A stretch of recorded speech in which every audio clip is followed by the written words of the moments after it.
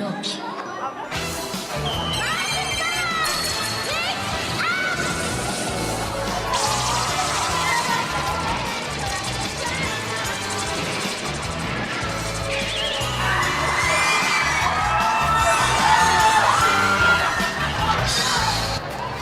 I am the pretty guardian who fights for love and for passion.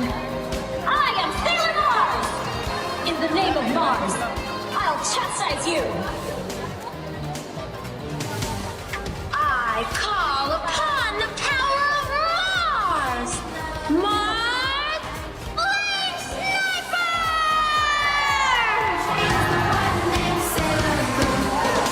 She's the one named Sailor Moon. She's the one, Sailor Moon.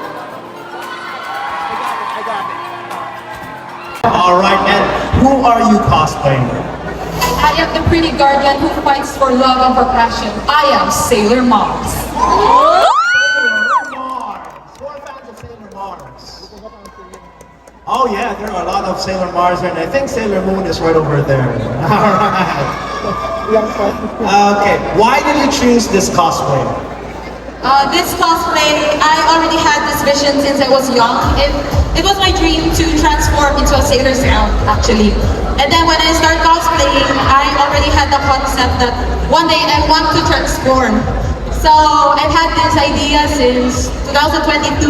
I competed for MCS. Then right now, I'm so happy to perform this here at CDO since this is one of the places that I really love to go as I cosplay. Alright, and a little message for our audience today. So first of all, hi everyone. Thank you so much for all the support. A lot of people have been approaching me that they all support me. And of course, hello to Bukidnon ng Cosplay Shakoy. I love you guys. So I hope you all support all of the contestants because everyone has exerted so much effort in all of their performances. And I know that they really love their characters. So thank you so much everyone.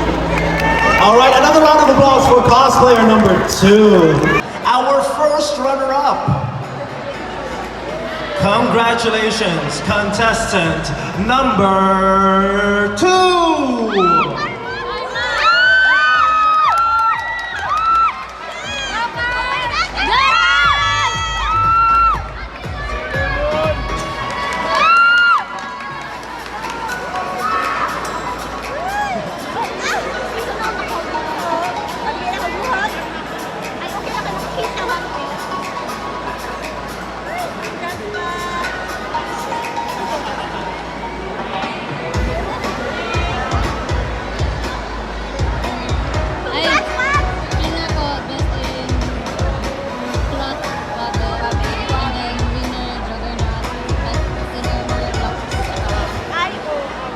Thank you very much.